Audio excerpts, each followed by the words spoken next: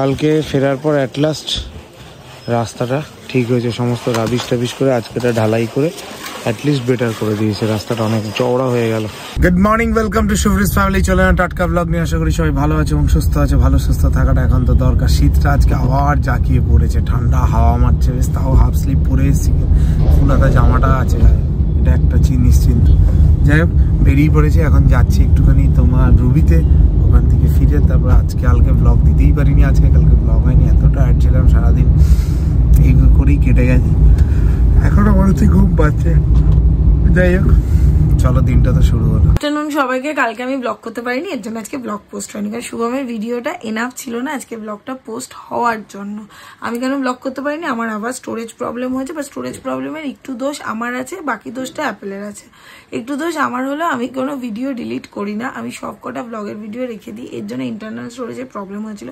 আর বাদ বাকি হলো অ্যাপেল থেকে যে স্টোরেজটা আমি কিনি, ওরাও প্রপার ওয়েতে ওটা ইনঅ্যাক্টিভ হয়ে যাচ্ছিল, 15 ডেজের পর ওটা ইনঅ্যাক্টিভ হয়ে যাচ্ছিল। ওরাও আজকে কল করে ওটাকে অ্যাক্টিভেশন করে দিয়েছে, ওটা আর এই প্রবলেম হবে না। মেল ফেল অনেক কিছু সকাল থেকে করা হয়েছে। এটা সকালবেলা উঠেছি, পড়িয়েছি, তারপর গানের প্র্যাকটিস করেছি, তারপরে এখন বসে বসে আমি আমার সখীর সাথে গল্প করছি। উনি এখন স্নান করতে যাবে, এখন বাজে 2:30, উনি এখন স্নান করতে যাবে, আর আমি 2টোর সময় স্নান করে বেরিয়েছি। বলছি আমি কেন 2:30 যাবো, আমার তো নাইট শিফট ছিল। সোনার নাইট শিফট ছিল, সোনাই সকালবেলা ঘুমিয়েছিল 7:30, 6:30 ঘুমিয়েছে। ঘুম থেকে করে উঠেছিস 1:30, 1টার সময় ঘুম থেকে উঠেছে, তারপরে উঠে বসেছে, বসে গাবজাল দিয়েছে।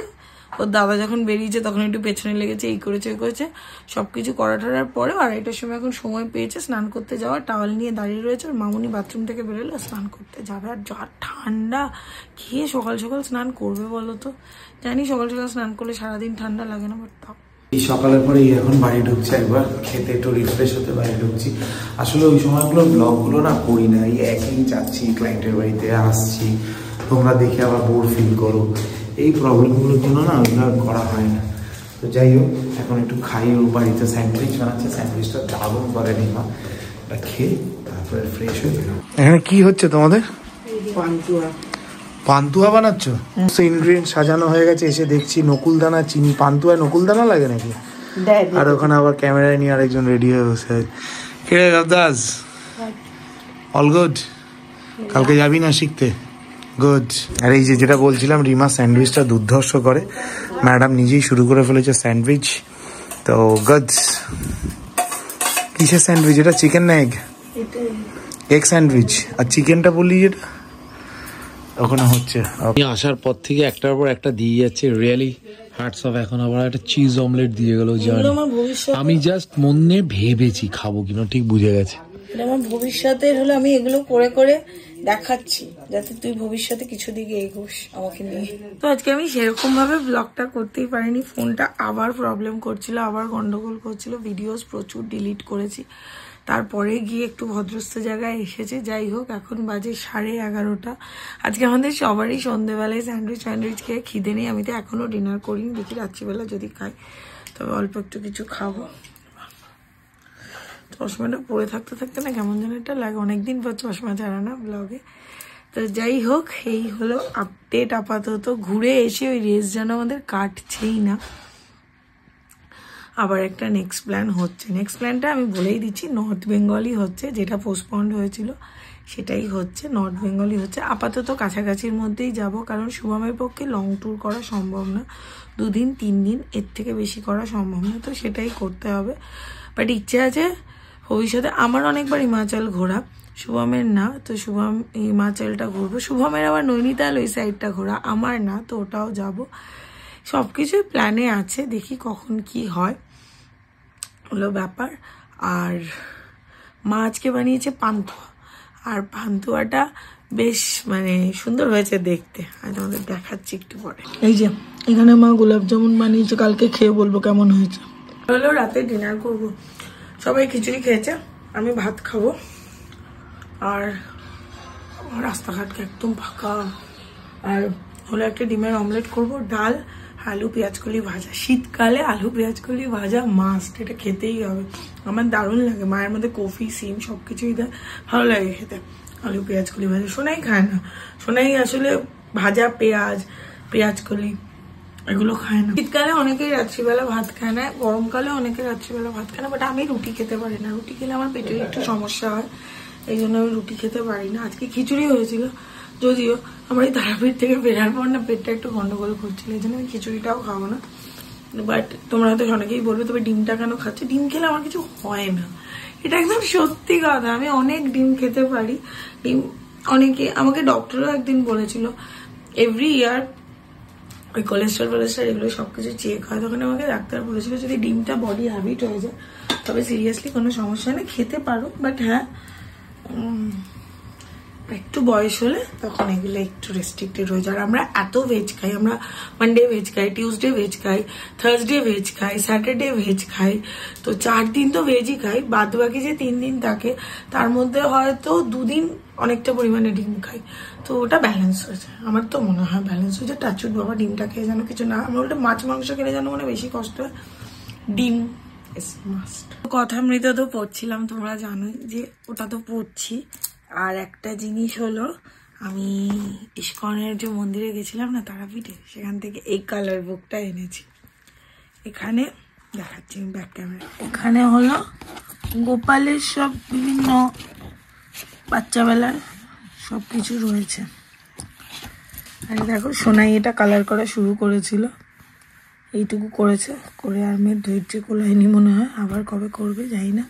আমি এটা একটা একটা করে পেজ কালার করবো। সোনাইকে বললাম সোনাই এটা কিনেছি, সোনাই আমাকে বলছে বাচ্চি হোকে, আমি বললাম বাচ্চি হোকে আনা। কালার করলে না প্রচুর কনসেন্ট্রেশন বাড়ে, ওদিকে একটা মন থাকবে, বারবার এই ছবিটা দেখবো, গোপাল বা যে কোনো কিছুরই। বা আমার প্রচুর কালার বুক কালার করতে, মান্ডালার যে রঙগুলো থাকে দেখবে ভীষণ কনসেন্ট্রেশন লাগে, ওটা কালার করতে খুব ভালো লাগে, আমার আঁকতেও খুব ভালো লাগে। তো এগুলো না খুব ভালো একটা মাইন্ড থেরাপি আমার মনে হয়, যে বেশিটা নিজের সাথে নিজের সময় কাটানো যায়। নিজের সাথে নিজে যদি বসে বসে ফোনও ঘাটি, নয় ফোনের রিলস দেখবো, নয় মাথার মধ্যে ওই সারাদিন ও সেটা সেদিন কি বলেছিল, ও সেটা সেদিন কি করেছিল সেটা, তার থেকে এটা করবো, এটার একটা পারফেক্ট করে। এখন তো আর বাচ্চা না যে স্ক্রিবলিং টাইপের করবো, এখন পারফেক্ট করার একটা থাকবে। আর এখন আমাদের প্রত্যেকের ধৈর্য খুব কম, সেটার একটা কি বলবো ধৈর্যটা বাড়বে। যাই হোক, অ্যাপ্রোপ্রিয়েট ওয়ার্ডটা মনে হয় বলতে পারলাম না, তো সেগুলো হবে, ভালো থাকবো, সেই জন্যই এটা করা, এটা এনেছি। এটা যদি পুরো কমপ্লিট করতে পারি, কালার বুক তো এখানে আরো অনেক পাওয়া যায়, তারপরে সেগুলো কিনবো, সেগুলো করবো। আর আমি ভেবেছিলাম একটা নতুন কালার কিনবো, সোনাই বললো না আমার কাছে একটা কালার আছে, সোনাইও আঁকাঝোঁকা করে, সোনাইও আঁকতে, সোনাই খুব সুন্দর আঁকে, তো সোনাই বলে এটা দিয়েই করো, শেষ হলে তারপর কেনা যাবে।